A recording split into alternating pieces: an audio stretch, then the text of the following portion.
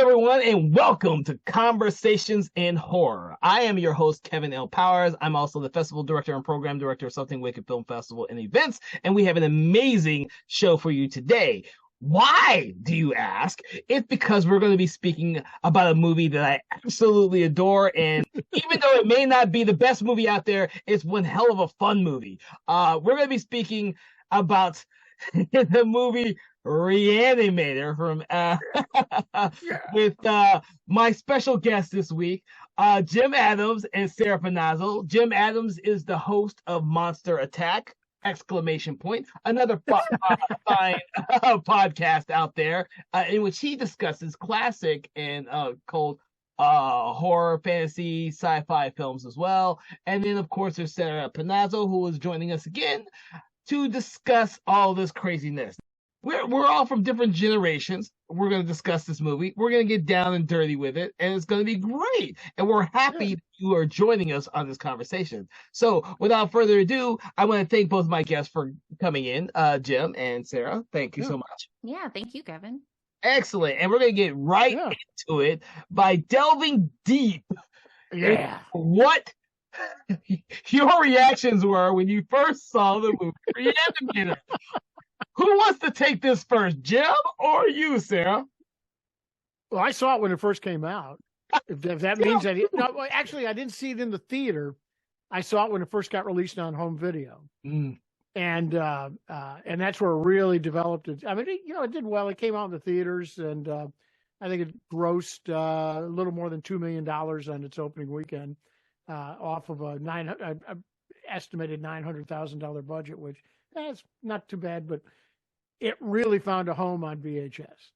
I mean, that's, people started buzzing about that. I just happened to be in a video store the weekend that one came out, and I said, "Oh, this looks sort of interesting. I like H.P. Lovecraft." And I hadn't read the novella in a while. I mean, I'd read it back in high school. So it's nothing like the novella, I'm here to tell you, because I went back and reread it just about like a month ago. I was like, but still, I think Stuart Gordon captures the essence and a bit more, shall we say.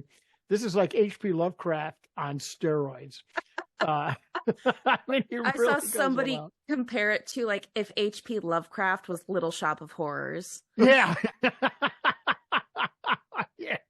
Oh, yeah, because the comic elements of this movie are just, I mean, they're hysterical. So it's definitely... it launches the career of Jeffrey Combs, who'd only made a couple of films before this time. And this first time I remember seeing him, and he's become one of my favorite character actors. We're about the same age. And so I look for films and things that he's in. Of course, Star Trek fans, he's been in all kinds of Star Trek episodes, in Enterprise and Deep Space Nine. So he's had quite a career after this one, although he says I didn't get rich off of Re-Animator, but somebody did. So it's still making money now. So it's I gotta say it absolutely blew me away. I had not seen anything quite like that up until that point, so it was nice to see something different. How about you, Panazzo? How was your reaction when you first saw this movie? Well, my reaction is still fresh in my brain because I've only seen it for the first time a day or so ago. Oh my God, a virgin! Oh my God! Yes, it's been on my list for a long time. I mean, like growing up and seeing just the cover over and over again and the glowing green vial, like it's like what it is, but then like I've never actually seen it, and I was expecting a lot more like dark Lovecraft, and then I was watching it and I was like, this is like the Evil Dead of absolutely. H.P. Lovecraft. It was so much fun. There was a little bit of grody-ness that I was like, okay, I could have done without this scene. I feel squicky, but like it was so funny. I mean, like the cat, oh my gosh, the whole thing is just so ridiculous, and I just adored it. It was so much fun. So I saw it roughly when it came out as well. I knew nothing about the movie when I saw it. I was a child of the video store, and the movie captured my attention with the video box and the poster. That's what made me watch the movies. And having grown up in the 80s, I was readily, in the mix. Weren't you a little young to be breaking in on a movie like that? Hell no, dude. Okay. I was roughly 11, 12 years old when this movie freaking came Oh, yeah, out. perfect. The Okay, perfect you're right. age. Yep, that's perfect. Yeah, okay. And my mother, as I've said before, watched horror movies, which allowed me to watch horror movies. And my That's father, true. being the very free-willed person he was with us, allowed me to actually rent whatever the heck I wanted. So I got to see all these type of movies when they came out. And my dad didn't care what it was I watched. Yeah, because this was R-rated when it got. I mean, they released it in the theater. Its opening weekend in the theater, it was unrated. And they were running into some problems because back then theaters wouldn't run unrated movies because they'd automatically assume they were XXX or whatever. So he actually pulled some of the gore out. Hard to believe, but as gory as this movie is. Yeah, and then it's not got even, the R rating. It's not even like as gory as you would think most of like the movies nowadays are. Oh, true. With rated R. I mean, it's funny gore. That's what it really is. Like I think that Friday the 13th was a lot more gory and realistic than this was. Yeah. Yeah, but keep in mind that the 80s were filled with these type of movies from, Return of the Living Dead, and then you had everything from Night of the Creeps, and another classic. We were all into this whole comedy horror thing. Yeah. And Return of the Living Dead, really set it off. They're gory, but they're also funny and they're hilarious. And this film, I actually think this film is probably one of the earlier films for me that actually had nudity in it in terms of horror movies. Oh, it had some classic nudity. Yeah. It did. I mean, it opens right away with like a pair of tits just like dying on a table. Yeah.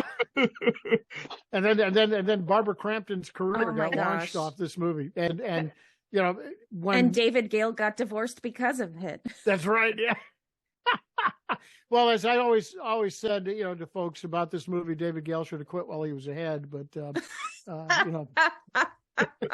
had to take it that extra step. Really got to. I'm still stunned. I've got a lot of friends who don't like this movie because they're H.P. Lovecraft fans, but I think you can be an H.P. Lovecraft fan and love this movie. And I almost get. I mean, I don't claim to be a Lovecraft expert, but I think he'd get a real kick out of this, out of what Stuart Gordon did with his novella, Herbert West Re-Animator. Because about the only similarities is the cat. He had a cat in both of them, but the whole idea of the obsession and stuff, which really attracted me to the film more than anything else. It was like Herbert West he's like the most psychotic Dr. Frankenstein that's ever existed on film. I mean, he can't stop doing his experiments no matter what. It just gets deeper and deeper and deeper, and it just gets so out of hand. It's in about 10 minutes of this film, it is so out of hand. It's, oh my God, I'm laughing. Everybody now. just like keeps going with it. Like they try to stop him and then they're like, no, never mind. Let's just join in. It's going to be great. And while everything's going to hell in a handbasket, hey, let's pull out the reanimate stuff and hit him again. It's like, no. Well, yeah, you kind of wonder how anyone would actually trust him to be a student in the school after the opening sequence where he's... Oh, I know. Right. Like, and then literally gets killed his teacher, and then he's in America going to a high-profile store, Miskatonic University. Yeah. And I love that he's got that little boy look. I mean, he's really, he's so young when he does this. And he just, looks at him and says, I didn't kill him. I didn't do it. It's like, but he's holding the damn syringe in his hand, and this guy's going nuts. And his eyeballs pop out, and you're just like, "What is happening?" Oh, and then and he crushes his own head. I mean, what a way to open a film up! Oh my God, that's like I'm surprised somebody didn't jump on that and use it for a headache commercial because it's a perfect visual. Yeah, well, I don't know. I have to look it up to see when Scanners came out, when people were seeing heads. Scanners was late 70s. So Scanners had come out before this. Yeah, the exploding head had come out earlier. Some people were just already. I love that. So I just wanted to tell everyone out there who if you've never seen Re-Animator, Herbert West is this crazy doctor, or almost doctor, almost doctor who thinks that he can revive dead tissue and dead people, but his problem is that he can't seem to get past his threshold where the soul, so to speak, and I guess it's more of a soul in like beyond Re-Animator, returns after death. It seems to be a state of complete anarchy and feralness every time he revives someone who's human or dead, as we see in the cat. So, and the thing he doesn't think about is that a lot of times these people died violent deaths, and he's reanimating them. So it's like, okay, dummy. I mean, the guy died of like a broken back, and you're bringing him back. He's not going to feel real good when he comes back. Well, and it was so interesting, like seeing some of the cast lists where they were like woman with slit wrists and all these other things, and it's like they all based all of those characters after actual dead bodies from a Cook County jail or the Cook County coroner, which is how they based the morgue. And I was just like, that's so like it's so disgusting. The extensive research you had to go through that, and it was one of the first movies to do like the blood pooling in the body, which is like scientifically accurate. Oh yeah. But it's so much fun. Plus the fact that the first person they revive is like Arnold Schwarzenegger's stunt double. Oh my God. Yeah. It's like, why would you choose the biggest guy in there? Yeah. He's obviously the youngest guy. They don't really know what he died of, but they look under the sheet and goes, yeah, well, he's in good physical shape, and it's all like, it's like, just walk away from this one. You do not. This is one you don't want to revive, especially after you've been attacked by a cat. That when he was running around with the cat clawing him all over the place. So, I'm a cat lover, but I had to laugh on that one, even though it was like what they did to this poor cat. Yeah, like insane. I don't think I realized it was a comedy at first until the cat scene, and then when it started just flying across the screen, and I was like, okay, this is where we're at.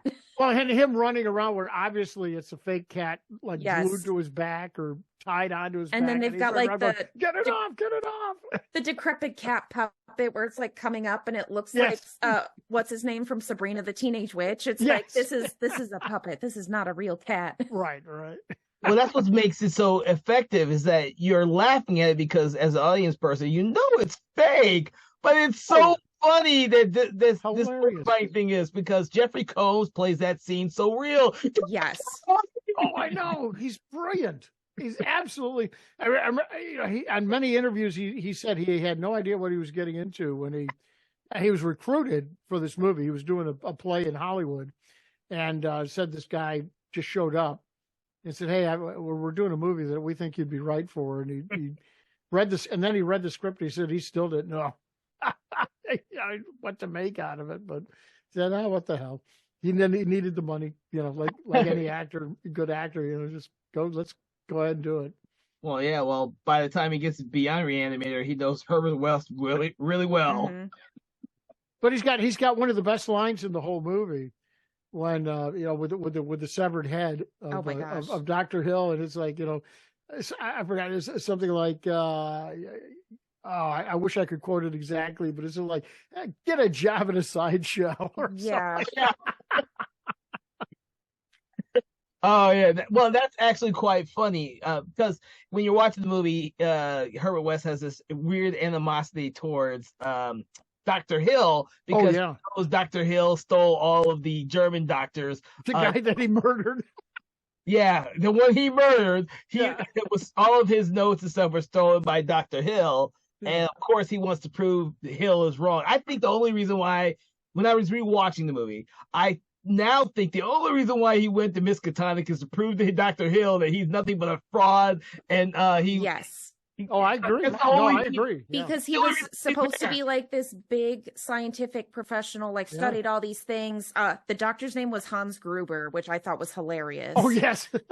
But no, like he studied all these things. He's supposed to be super professional, and then he's taking like a beginner's course with Dr. Hill just to prove a point, and he just sits there snapping pencils. I love that. The pencil scene's great. Dr. Hill says, yells at Herbert West, "Get a pen." Get a pen, yeah. Oh my God. But no, definitely. I think he came to Miskatonic to put this guy in his place. Yeah, Yes. and I didn't have that because he says right out of the blocks, he says, "I'm very familiar with your work, very familiar, or whatever." Oh my god! And that animosity plays real well in the entire film, obviously. Oh yeah, absolutely. Hill can't stand Herbert West, and then of course he tries to take his research and stuff for his own, and then he gets killed for it. So, but he gets reanimated for it as well. Oh yeah, absolutely. So, yeah. Now, one of the things I did find more hilarious now than I probably did before is when after he's killed Dr. Hill, he's trying to prop the damn head up of Dr. Hill. Oh my god, on the spike. I don't know if I recall seeing that before this time. That shit had me rolling. Oh, it's hilarious. It was so good. I don't know what was better, if it was that or when Dr. Hill's body walks in with the big sculpture of the dissected head on in the scrubs. And meanwhile, the security guard is just sitting there like, okay, I'm going to keep reading my porn. Reading Boudoir magazine. These are the things I didn't notice the first 100 times I've seen the movie, because I've seen the movie a lot. That's a good trivia question for a movie trivia thing. Is what's the magazine that the security guard's reading?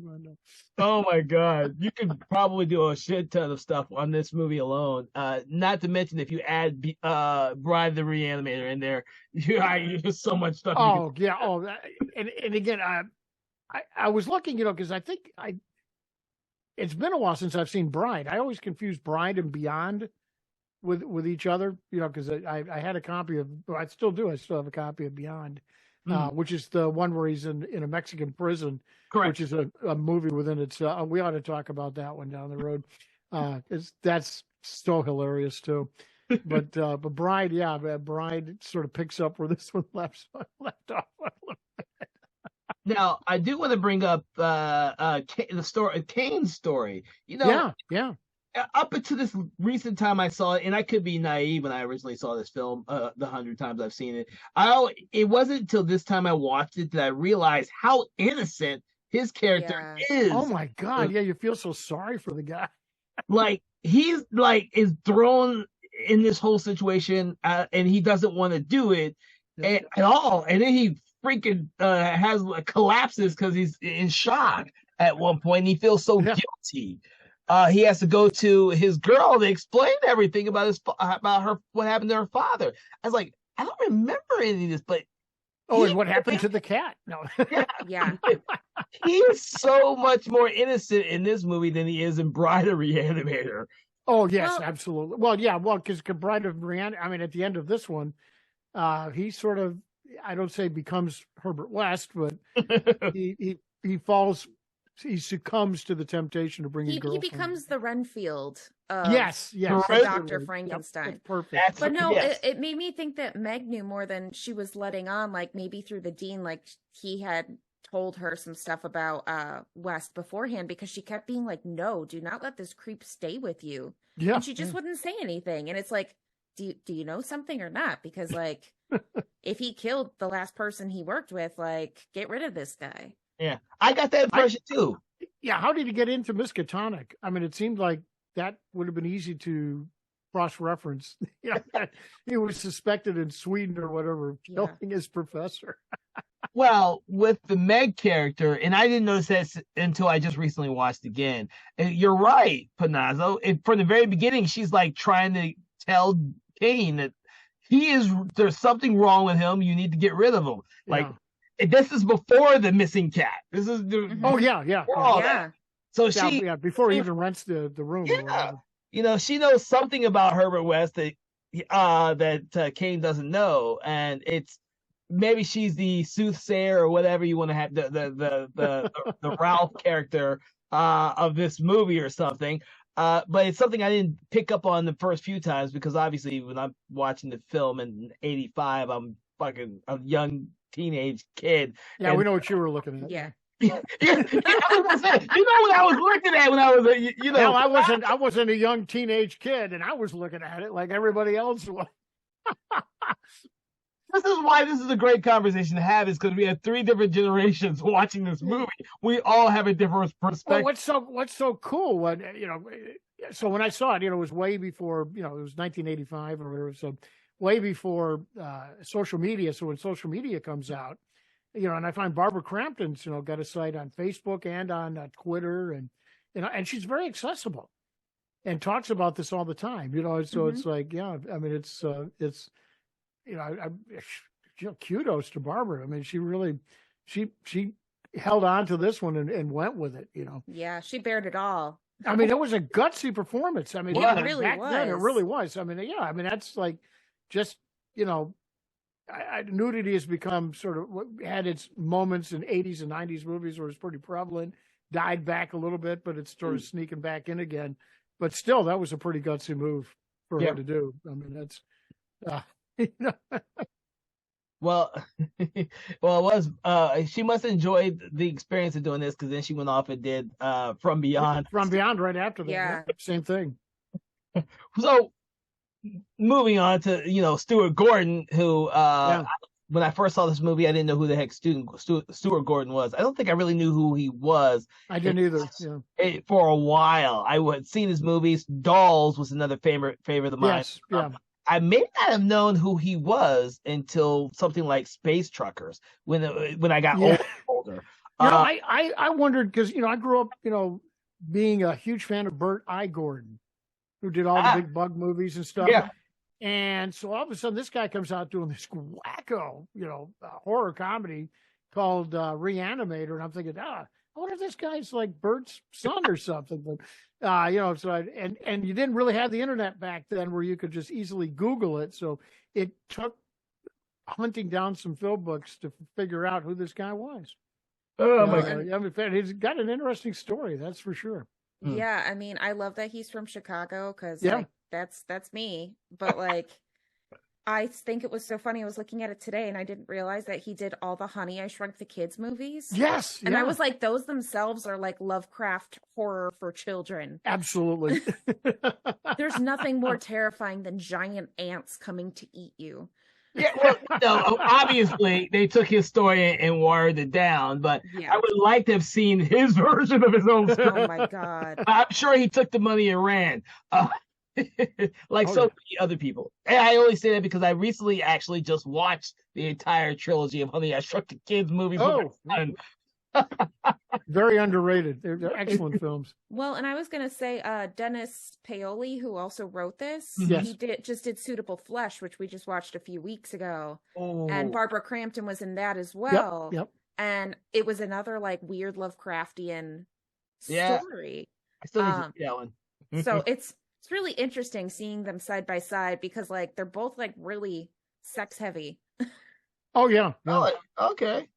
Well, and I think I can't remember if it was Stuart Gordon or if it was Dennis who said that they'd been quizzed on that one, because a lot of H.P. Lovecraft fans, this is their biggest criticism of these movies, and they said, yeah, but if you read Lovecraft, there's sexuality woven all, and that's one reason I wanted to go back and read Herbert West about a month ago, because on third shift I can do audiobooks now, so I can catch up on all kinds of reading.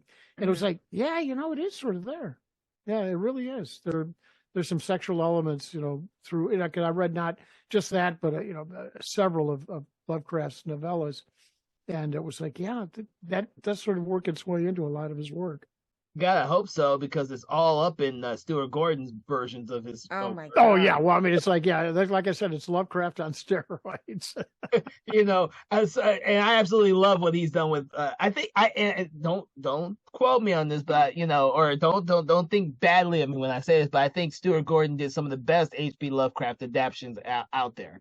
It's really hard to get like a good adaptations. Yeah, it is hard. Yeah, it really is. He just kept cranking them out up into. I keep wanting to think he did one after Dagon, but I don't remember if he did or didn't. I can't remember. But I absolutely love that one too. I need to put that one on a list for us to watch, because I keep forgetting to put that one on there. But Stuart Gordon has always been one of my favorites after having seen. I probably knew about it somewhere around Space Truckers is when Space Truckers is definitely a classic. I was like, Stuart Gordon, I've seen his films, and I went back and I said, oh shit, I've seen like all of his films. I love this guy. Space Truckers is like the Oh, fucking. he owned a lot of the video stores there during this time period. He really did.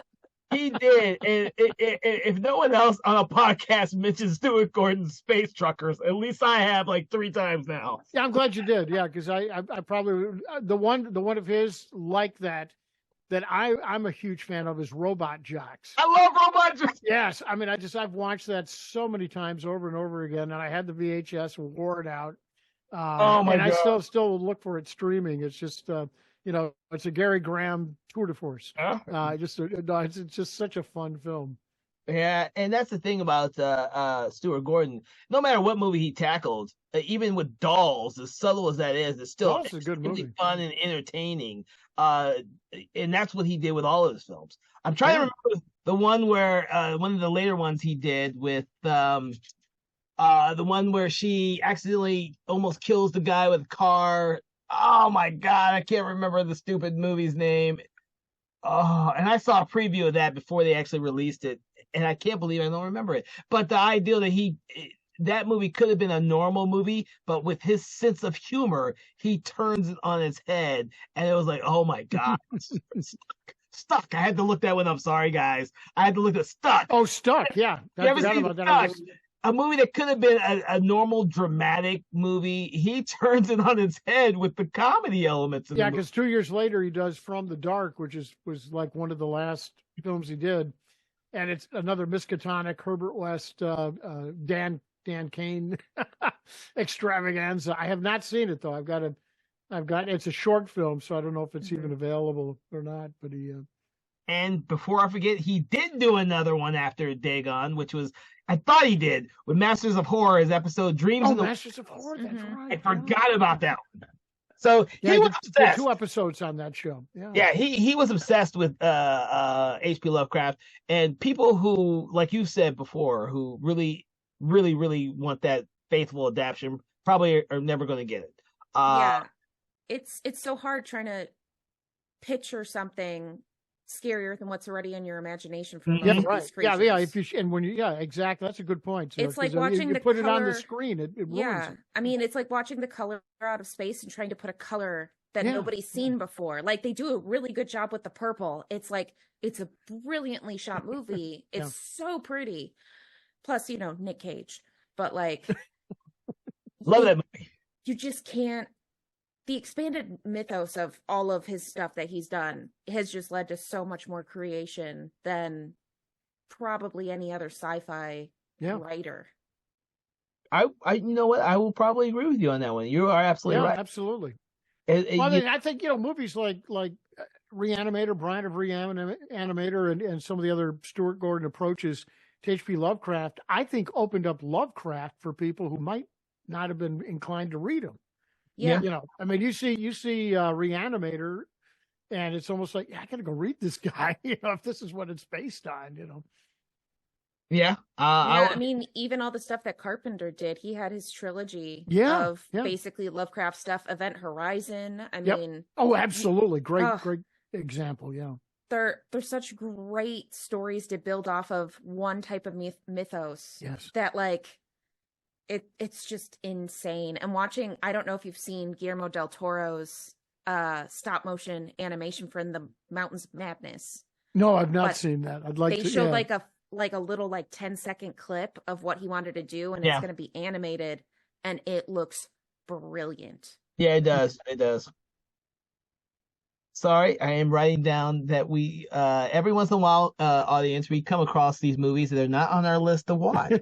Therefore, I need to put them on our list to watch, because the more crazy films that we mention on the previews of coming attractions, the more you'll enjoy the show in the future. And films like Event Horizon and The Color Out of Space are excellent movies that we can discuss in later episodes. I would love to have a piece of Event Horizon. You can put me down for that one.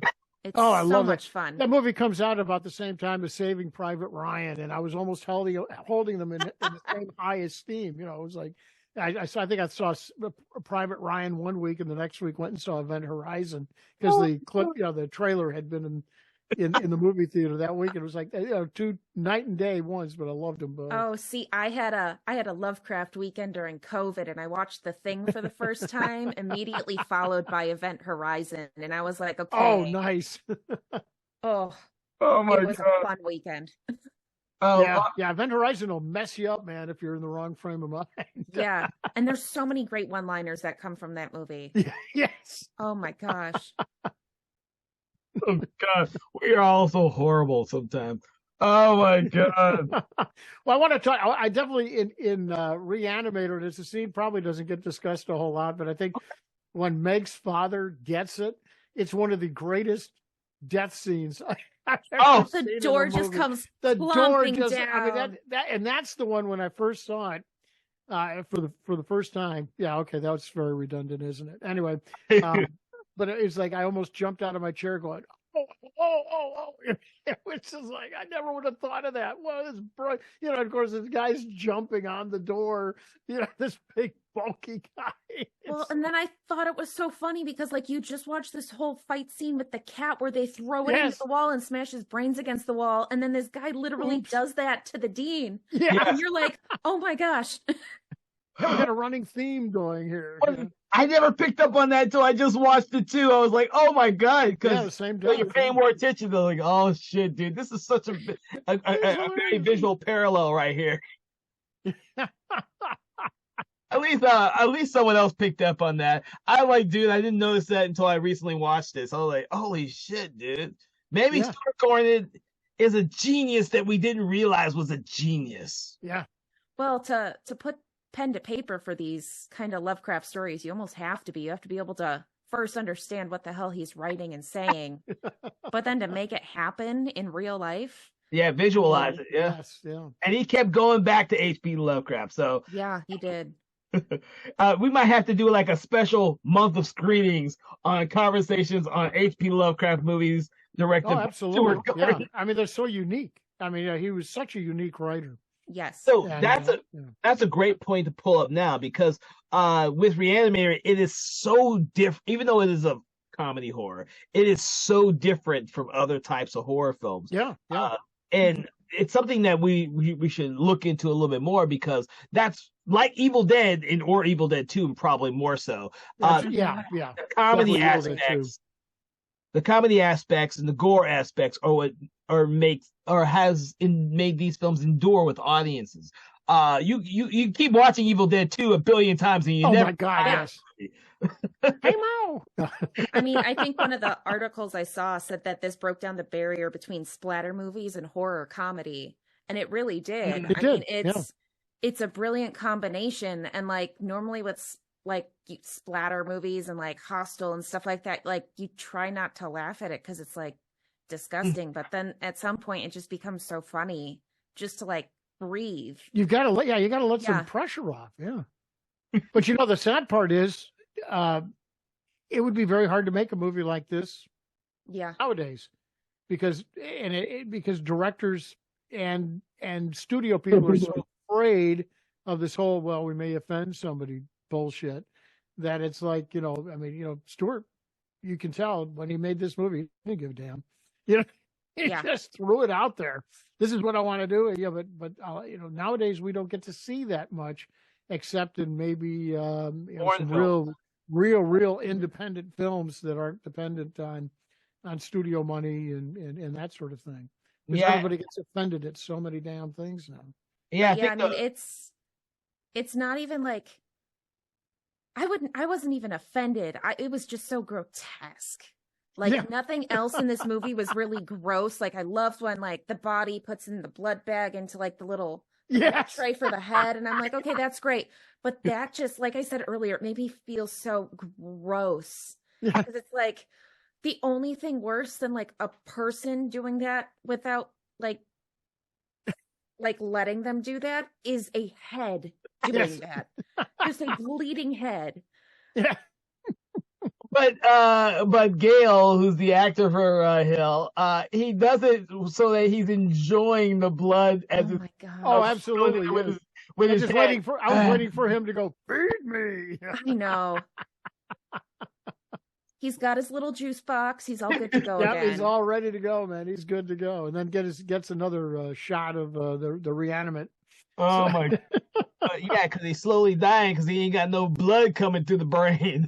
And I just gotta say, like, that whole, like, his costumes, the way that they did the headless body was just genius. Like, I know that, like, nowadays you're like, oh yeah, it's him hiding underneath the table with, like, his head sitting there, or there's the giant body cut out with him, like, his hands and his head that, like, the kids do at Halloween.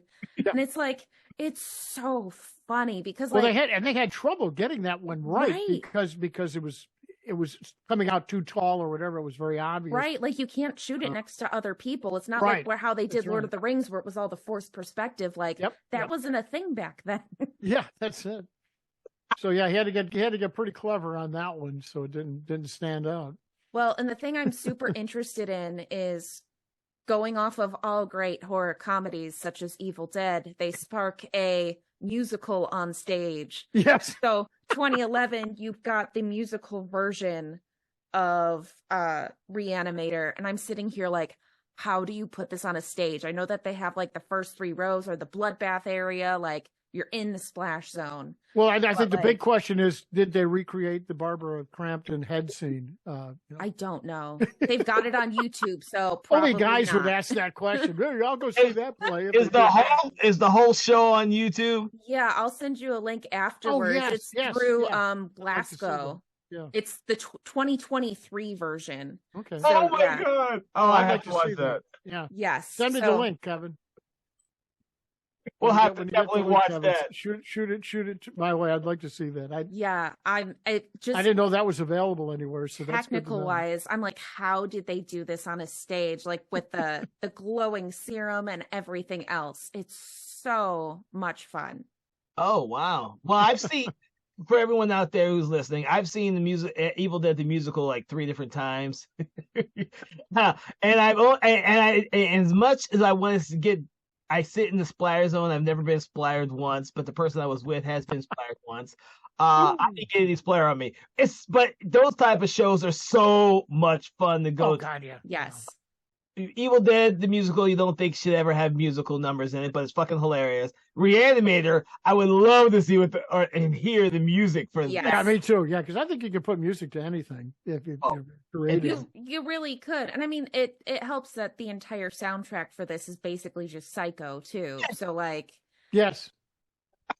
Yeah, that's true. I'm glad you brought up the music because the music reminded me so much of a Bernard Herrmann score. It was. And then it goes off on its own.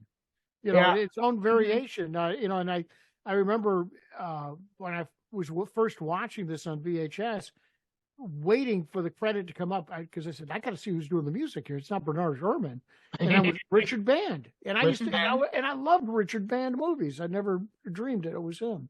Yeah, well, he and Brian Usna had the Empire Pictures. That was their gig. Yep. Well, and I think that's why Herbert West works so well too. Is like you've got the Norman Bates-ish guy. It's a comedy version of him with the psycho comedy background music, and you're just like, okay, I know where this is going. Well, no, yeah, it's like Psycho, except that Bates, Norman Bates, keeps screwing up, and then every screw up, and then he reanimates his mother, and or whatever. It's just like, let me fix this, and somebody else gets killed. So it's like, I mean, just Wes is just like, oh my God, you just give the guy a shovel. Oh, he uses the shovel to kill him, but I mean, just as like he just keeps digging himself in deeper and deeper and deeper.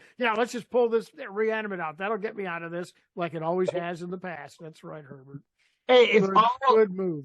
It's all in the spirit of actual research. So every time he kills somebody and reanimates them, he has to take it down in his recorder, take notes. When people, that is so hilarious. Oh yeah, it was like in the morgue where he says, "Go get the recorder," after this guy has trashed the place and killed Meg's father. Oh, get the recorder. We got to record this. We got to record it. We're going to bring him back. We're doing it for science. We're going to bring him back. Oh my God! Even when he brings back Dr. Hill, how's it feel?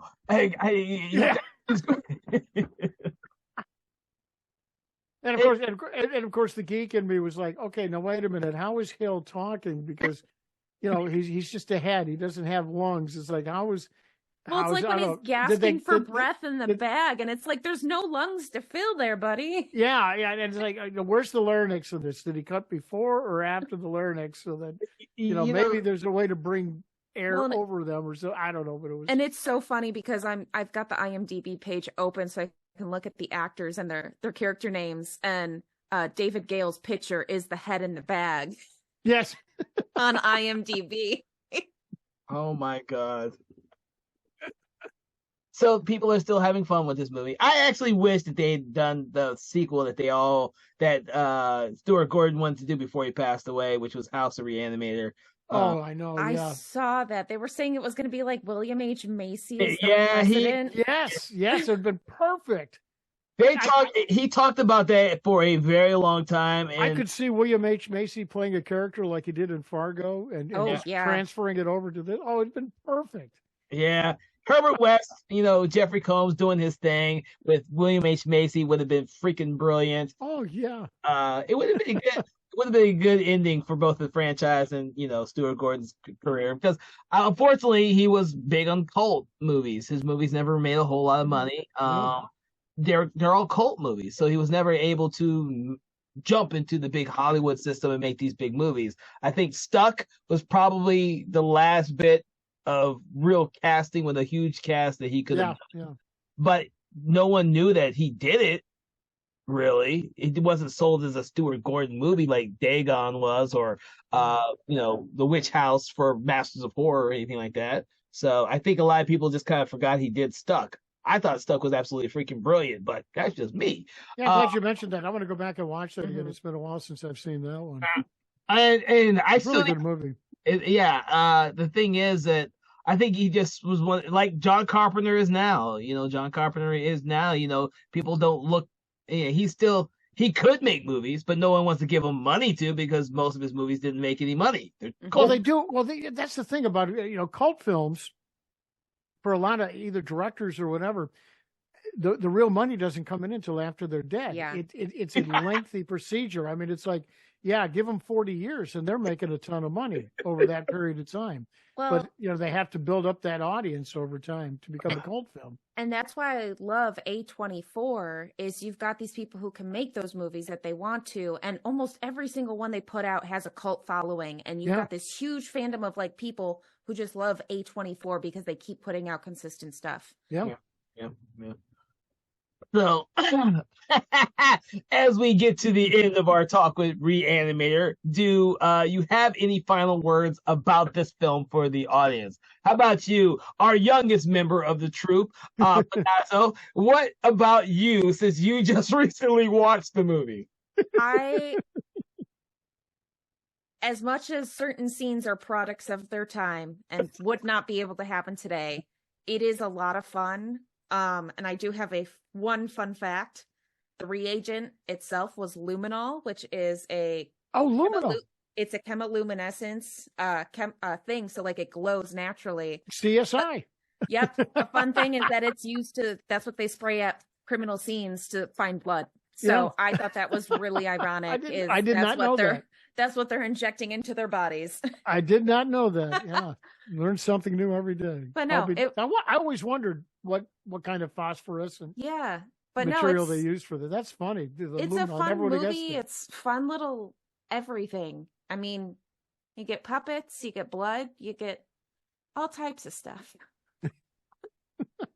What about you, Jim? Any last words? Yeah, it's just like, if you're worried about worried about being offended or something like that, then I guess don't watch this movie. But it's just like I'd like to see more movies of this type being made, because we're just too goddamn serious. We have been for a long time, and movies like this will get you in a good mood. And I finally found the quote I was looking for when Herbert West looks at Dr. Hill in the pan, and it's sort of a homage, I think, to The Brain That Wouldn't Die and Jan in the Pan. Who's going to believe a talking head? Get a job in a sideshow. That's right. He does say that. You know that somebody out there right now is totally offended at that. It's like, well, sideshow people, man, that's not fair to them. It's like, oh, please. I mean, people are go going to back into your parents' basement and people are going to be insulted with H.P. Lovecraft. So they are. Yeah, that's right. As much as we've discussed one of the reasons why I've never gone out and read some of his stuff is because he was an open racist, and even though he was, it's just never been something I want to go out and read his work for. I have to admit that the people who have taken his work and created something out of it. Most everything I've seen, I actually really enjoy. Even this low budget, no budget, crappy stuff that, like, I love the movie The Lurking Fear, and I know a lot of people are going to say, The Lurking Fear is a piece of shit. Yeah, I love that movie too. That's what makes it so good. They're fun. They're fun. And The Re-Animator is a fun, entertaining movie, and there is not a dull moment in this film. It takes you the very first scene and never lets you go. It's it true. Also has a love story in it.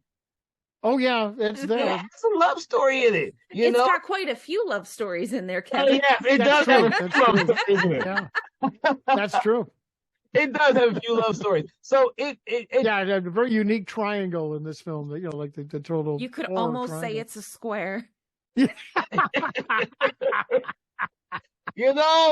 But these are the things that have made this film endure for so many years with so many different audiences from different generations. And I'm glad I was able to talk with you two on this film because we are made up of 3 different generations who saw this film. I saw it as a teenager. Batanzo just saw it. And of course, Jim was around when it first came out. And before they even had film projectors. Yes, I know. Yeah.